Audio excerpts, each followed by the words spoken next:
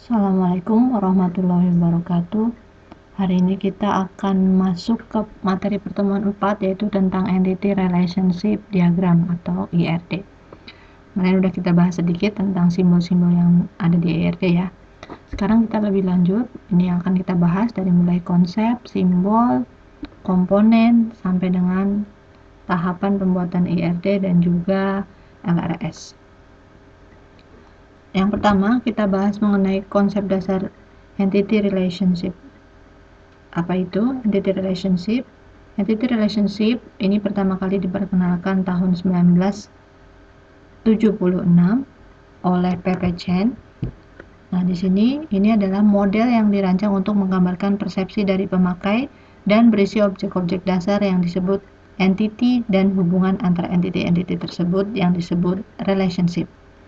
Nah, diagram entity relationship ini melengkapi penggambaran grafik dari struktur logika. Dengan kata lain, diagram IR juga menggambarkan arti dari aspek data seperti entity-entitinya, atribut-atribut, dan juga relationship yang disajikan. Sebelum membuat diagram IR, tentunya kita harus memahami data yang diperlukan dan ruang lingkupnya. Kemudian di sini juga perlu diperhatikan penentuan konsep apakah merupakan entity, atribut, atau relationship. Nah, kalau kemarin kita hanya mengenal 4 simbol, yaitu entity, kemudian relationship, kemudian ada garis, kemudian ada atribut. Hari ini kita akan bahas lebih banyak lagi simbol-simbol yang ada di dalam IRD. Yang pertama adalah entity, masih menggunakan persegi panjang. Di sini ada beberapa entity, yang kedua yang weak entity. Weak entity ini garisnya double, persegi panjang dengan garis double. Relationship masih menggunakan belah ketupat. Kemudian identifying relationship ini menggunakan belah ketupat double garisnya. Ada atribut biasa itu oval. Kemudian atribut primary key itu ada garis bawahnya. Kemudian ada atribut multi value atau yang nilainya double, itu menggunakan dua garis seperti ini. Kemudian ada atribut komposit, biasanya seperti ini, dari atribut keluar lagi atribut-atribut baru. Dan kemudian ada atribut derivatif atau atribut bawaan. Apa saja yang dimaksud di sini nanti kita bahas satu persatu. Kemudian ada komponen IRD, ada 4. Yang pertama adalah entitas itu sendiri, yaitu kumpulan objek atau sesuatu yang bisa dibedakan atau bisa diidentifikasikan secara unik. Dan kumpulan entitas yang sejenis disebut dengan entity set. Kemudian yang kedua ada relationship, ini adalah hubungan yang terjadi antara satu entitas atau lebih. Ada atribut, yang ketiga, ini kumpulan elemen data yang membentuk suatu entitas. Dan yang keempat ada indikator tipe, ini terbagi menjadi dua. Ada indikator tipe asosiatif objek dan yang keduanya adalah indikator tipe supertype. Oke, ada 4 komponen IRD yang dibahas. Yang pertama kita akan membahas tentang entity. Apa itu entity? Entity set ini adalah direpresentasikan dalam bentuk tabel dan nama yang unik. Setiap tabel terdiri dari kolom, di mana masing-masing kolom diberi nama yang unik juga. Nah, entity set itu ada dua macam. Yang pertama strong entity, yang kedua weak entity. Strong artinya kuat. Ini kenapa disebut seperti itu? Karena entity tersebut satu atau lebih atributnya digunakan oleh entity set lain sebagai key. Ya, digambarkan dengan 4 persegi panjang biasa. Dia adalah entitas yang mandiri yang keberadaannya tidak bergantung pada keberadaan entitas lain. Strong entity selalu mempunyai primary key. Kemudian ada weak entity, lemah. Ini adalah yang bergantung terhadap strong entity set, digambarkan dengan 4 persegi panjang bertumpuk. Ini adalah entitas yang keberadaannya bergantung, sangat bergantung pada keberadaan entitas yang lain. Kita lihat contohnya. Di sini ada pegawai, memiliki atribut nomor pegawai. Kemudian pegawai ini memiliki tanggungan. Di sini pegawai adalah strong entity karena pegawai ini bisa berdiri sendiri. Sedangkan tanggungan, data yang ada di dalam tanggungan ini bergantung pada siapa pegawainya. Maka ini disebut weak entity. Ya. Kemudian contoh lagi, kita punya misalkan di sini ada strong entity-nya adalah kursus dengan nomor kursus dan nama kursus. Kemudian kursus ini memiliki sesi. Di setiap sesi di situ ada waktu, ruang, dan juga nomor kursus. Maka kursus ini adalah strong entity karena bisa berdiri sendiri tanpa bergantung dengan entitas lain. Sedangkan sesi ini adalah weak entity karena bergantung pada nomor kursus yang di sini. Ya. Jadi strong bisa berdiri sendiri, sedangkan weak dia harus bergantung pada entity set lain. Perhatikan simbolnya berbeda. Yang ini garisnya double. Kemudian komponen yang kedua adalah atribut. Atribut itu ada beberapa macam. Yang pertama adalah atribut key. Ini digunakan untuk menentukan entity secara unik.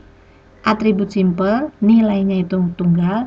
Kemudian ada atribut multi-value, itu yang nilainya setiap instansi ini memiliki sekelompok nilai. Contoh, di sini kita punya pegawai, NIP adalah atribut key, ya. Nanti kalau kita butuh nama, gelar, dan tanggal lahir, kita cukup memanggil nama NIP-nya aja, maka akan ikut data-data yang lainnya. Maka dia adalah primary key, biasanya disimbolkan dengan tadi garis bawah di dalam oval. Kemudian ada tanggal lahir dan juga nama, ini adalah atribut simple karena nilainya tunggal. Kemudian ada atribut gelar, ini multi value karena gelar biasanya diisi dengan lebih dari satu value, misalkan gelarnya Skom dan Mkom. Nah, ini jenis atributnya. Yang keempat masih ada jenis atribut lainnya, yaitu atribut komposit. Ini terdiri dari beberapa atribut yang lebih kecil yang mempunyai arti tertentu. Contoh, ada pegawai dengan nama lalu dibagi lagi, nama depan, nama tengah, nama belakang. Maka nama ini adalah atribut komposit. Ya, kita sering mengisi formulir, di situ ada nama depan, nama tengah, dan nama belakang. Kemudian ada lagi contoh lain, yaitu misalnya kita punya atribut alamat. Alamat ini juga merupakan atribut komposit jika dia dibagi lagi, nomor rumahnya berapa, kotaknya mana, provinsinya mana, lalu kode posnya berapa. Maka ini disebut atribut komposit. Kemudian atribut yang berikutnya adalah atribut derivatif. Ini atribut yang dihasilkan dari atribut lain. Contoh di sini ada atribut umur. Umur biasanya dihitung dari tanggal lahir sampai dengan tanggal hari itu. Maka umur bergantung pada tanggal lahir. Ini disebut atribut derivatif. Atau contoh lagi, masa bakti. Masa bakti juga biasanya dihitung dari tahun itu, kemudian dikurangi tahun masuk. Maka masa bakti ini adalah atribut derivatif yang bergantung pada tahun masuk. Kemudian yang berikutnya ada relationship. Komponen yang ketiga ini adalah hubungan yang terjadi antara satu atau lebih entity. Relationship set adalah kumpulan relationship yang sejenis. Ada derajat dari relationship menjelaskan jumlah entity yang berpartisipasi dalam suatu relationship. Terdiri dari 3 jenis derajat relationship, yaitu ini adalah 3 derajat relationship.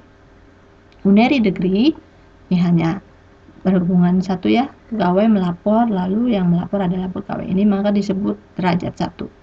Ada binary degree, contohnya seperti ini, pegawai melakukan kerja kepada departemen. Kerja di departemen. Ini binary degree. Kemudian ada trinary degree, pegawai bekerja di proyek di kota tertentu. Ya, ini adalah derajat dari relationship, ada 3 derajat.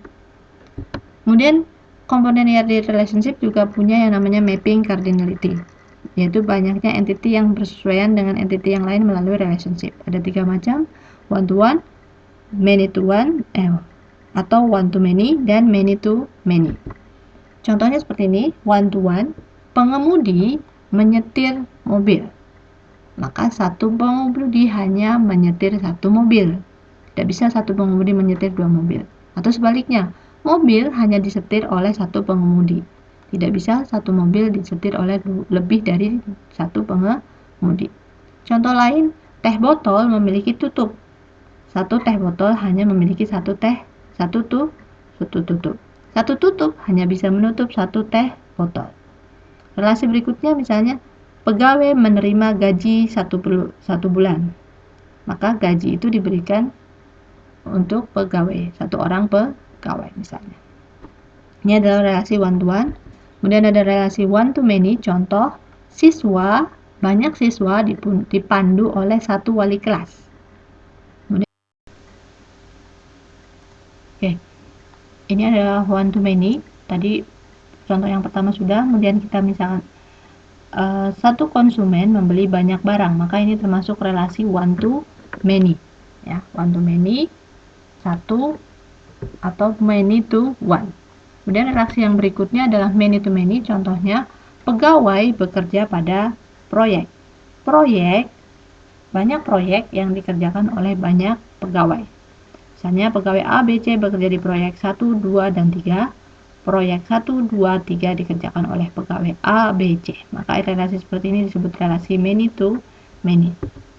Kemudian komponen IRD yang berikutnya masih relationship participant constraint. Ini menjelaskan apakah keberadaan suatu entity tergantung pada hubungannya dengan entitas lain. Ada dua macam, yaitu total participation constraint. Ini adalah jika suatu entity tergantung pada hubungannya dengan entity lain. Di dalam diagram IR digambarkan dengan dua garis penghubung antar entity dan relationship. Kalau parsial, yaitu keberadaan suatu entity tidak tergantung pada hubungannya dengan entitas lain. Di dalam diagram IR digambarkan dengan satu garis penghubung. Contoh seperti ini. Ini adalah misalnya pegawai mempunyai bagian atau pegawai bekerja pada bagian. Maka ini adalah total participant. Ya, pegawai selalu masuk di salah satu bagian di perusahaan. Setiap bagian di perusahaan terdiri dari banyak pegawai. Maka ini adalah total participant. Ada yang sebagian atau partial participant, contohnya satu proyek dikerjakan oleh banyak pegawai. Tapi tidak semua pegawai bekerja di proyek. Jadi ada pegawai yang tidak bekerja di proyek. Maka ini adalah partial participation. Ya. Relationship-nya ada dua. Kemudian di sini ada komponen IRD yang berikutnya, yang terakhir adalah indikator tipe. Yang pertama, indikator tipe associative object ini berfungsi sebagai suatu objek dan suatu relationship. Contoh, jika kita mempunyai entity siswa, kemudian entity kursus, di sini relasinya adalah siswa mendaftar kursus, maka yang tadinya relasi mendaftar ini bisa berubah menjadi entitas sendiri. Ya, tadinya tidak ada entitas mendaftar tapi bisa berubah menjadi siswa, kemudian berelasi dengan kursus, dan juga tadi relasi yang ini berubah menjadi entitas sendiri. Ini adalah tipe associative object. Yang kedua, indikator tipe supertipe terdiri dari suatu objek dan satu subkategori atau lebih yang dihubungkan dengan satu relationship yang tidak bernama. Contohnya, ada pegawai, di sini dibagi menjadi pegawai honorer dan pegawai tetap. Maka ini adalah indikator tipe supertipe. Nah, itu tadi adalah 4 komponen IRD, dari mulai entity, atribut, kemudian relationship, sampai dengan indikator tipe. Kemudian yang berikutnya, tahapan pembuatan IRD terdiri dari yang pertama, jika ada contohnya ada database penjualan, maka identifikasi dulu entitasnya. Kalau penjualan kira-kira berarti entitasnya adalah pembeli, sepeda, lalu penjualannya. Oke, kemudian tentukan atribut kuncinya. Kalau pembeli berarti atribut kuncinya misalnya kode pembeli, kode sepeda, lalu penjualannya, nomor nota. Yang ketiga, identifikasi dan tetapkan seluruh himpunan relasi antara himpunan entitas yang ada beserta foreign key-nya. Tentukan foreign key-nya, siapa yang menjadi foreign key, lalu siapa yang menjadi primary key-nya. Ini primary key-nya sudah ditentukan, kita sekarang tentukan foreign key-nya. Contoh seperti ini. Kita buat entity pembeli, entity sepeda, lalu entity penjualan. Entity pembeli tadi primary key-nya tulis, sepeda juga tulis primary key-nya, lalu nomor nota juga, penjualan juga nomor nota tulis sebagai primary key. Lalu di penjualan ini berarti kan nanti mencantumkan kode pembeli dan juga kode sepeda, maka ditulis ada kode pembeli, ada kode sepeda. Kode pembeli yang ada di penjualan ini dan kode sepeda yang ada di penjualan ini merupakan foreign key atau kunci tamu. Kemudian yang keempat, tentukan derajat kardinalitasnya. Ini seperti apa? Apakah satu pembeli boleh membeli lebih dari satu sepeda atau hanya satu pembeli satu sepeda?